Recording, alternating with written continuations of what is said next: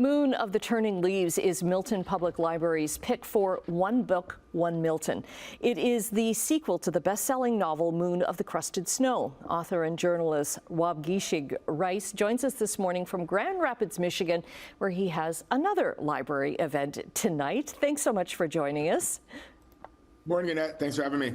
So I am so glad that you wrote this sequel, because I waited 6 years to find out what happened to everybody at Moon of the Crusted Snow. Oh, well, thanks a lot. I really appreciate your interest. It was a fun journey for me too, excuse me, just to dive back into that world, to reanimate those characters, and also really to tie up some loose ends of my own and to go on my own journey of discovery to see what would happen next. So yeah, it's just been a huge delight having the book out there. Now, without any spoiler alerts to anyone who hasn't read either book, Moon of the Crusted Snow is about a collapse that causes a winter that causes all kinds of problems across Turtle Island, and it focuses on a group of Anishinaabe in northern Canada and how they survive it. Mm-hmm.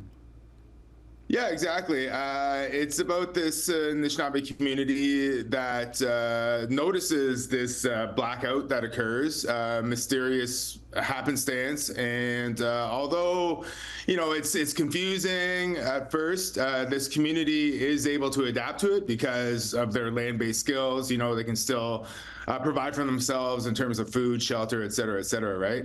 But as the weeks go on, things slowly start to unravel because the power telecommunications hasn't been restored.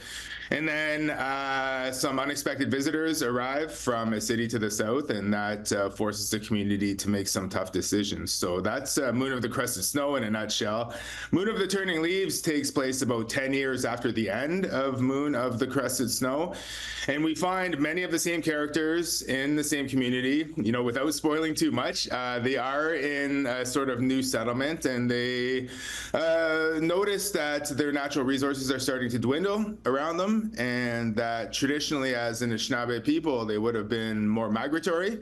So they decide that it's time to move on, and they figure, let's try to reconnect with our original homelands down south on the Great Lakes, and also to see what's left of the world, if in fact it has ended after this mysterious blackout. And there's so many going back to the old ways, so many examples. They knew how to survive because they've always known how to survive. Yeah, and I think that's part of the, I guess, lesson or messaging behind both books is that, we aren't too far removed from land-based living. Of course, many of us, regardless of our background or community, have become increasingly reliant upon technology, industry, et cetera, but really every civilization around the world comes from a land-based background, right? So, of course, it's going to be more difficult for many of us to reconnect with that in the event of a cataclysm like this. But, the land isn't too far out of reach. And for me, it was a way to highlight that relationship, but also to profess my own love and admiration for the natural world around me.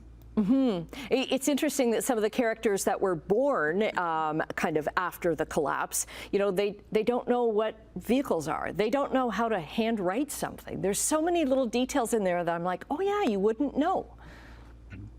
Yeah, that was a fun part of the whole world building routine, I guess, in writing the second book is looking at how there is a new generation in the second book that's been raised without the influences of technology and industry and so on. And their worldview is shaped entirely by their Anishinaabe traditions and their abilities to survive and coexist with the land around them. So in some ways that was like, I guess maybe a hopeful view of what the future can be, but also a fun way to re-examine the world that we all live in.